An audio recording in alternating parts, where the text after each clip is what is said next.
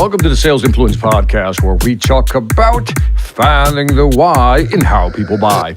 I'm your host, Victor Antonio. Thank you for joining me. Thank you for lending me those wonderful ears of yours. Today, we continue the price increase conversation.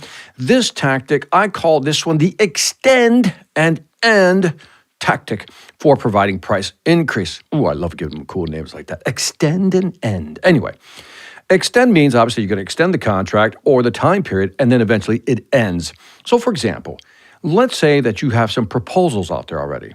You're going to tell the client, look, Mr. Client, we're going to honor the agreements in place for the life of this contract. So let's say you have a 1-year contract with them. You let them know, hey, for the life of this contract, we are not going to increase price. Or if you're putting out a new proposal, you can tell them something like this. We'll honor those for the next 90 days. In other words, proposals that are already out in the field, you're going to honor them for the next 90 days, after which you will end those pricing increases, or I guess those established pricings. Now, after you provide them with new pricing, remember, tactic 1 is always tell them why. Really focus on tell them why you're increasing the price, but more importantly, beyond why you're increasing them, let them know how it's going to benefit them in the long run.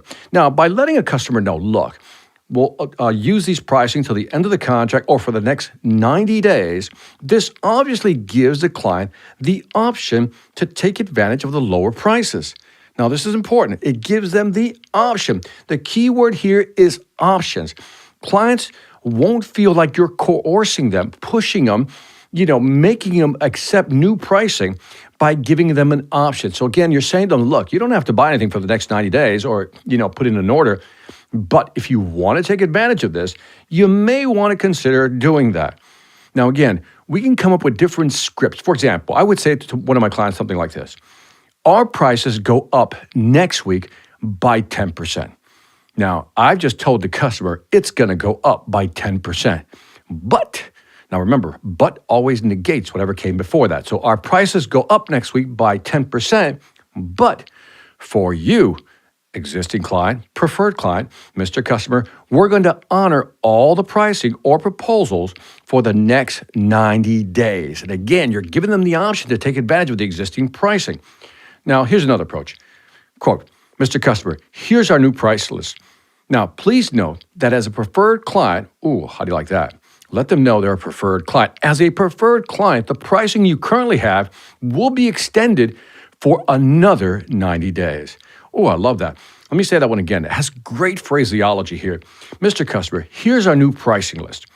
Please note that as a preferred client, the pricing you currently have will be extended for another 90 days. Again, you're kind of saying thank you for your business, but the price is going up. One more example. Again, script it your way to fit your needs. Mr. Client, as of last month, we've changed our pricing. In order to minimize the impact on your budget or cost, we will hold off on the price increase for 3 more months. Look at the way that was phrased. It's almost I'm doing them a favor. Let me say it again. Mr. Client, as of last month, we've changed our pricing. Fact, right? Then you're going to say something like this. You're thinking about the customer now. You're being customer-centric here. You say, in order to minimize the impact on your budget or cost, Mr. Customer, we will hold off.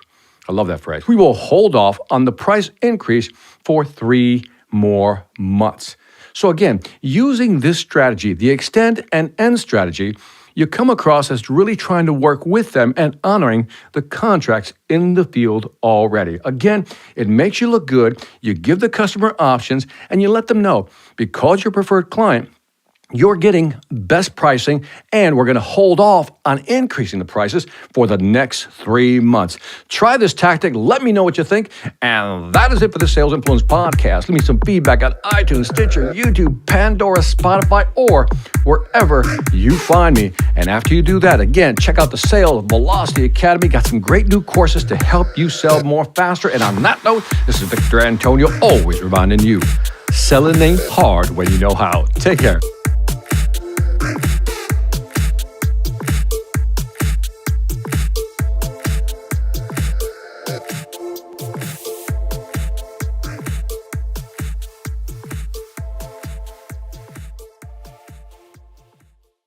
Hi, I'm Victor Antonio. I'm an author, sales trainer, and keynote speaker.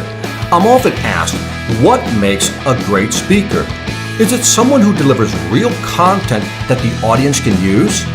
Is it someone who engages the audience so they're part of the learning experience? Or is it someone who can motivate an audience to push them beyond their comfort zone and discover new abilities? The answer is yes. But the most important thing to remember is that I'm not there to look good. I'm there to make my client look good. Simply put, it's never about me, and it's always about them.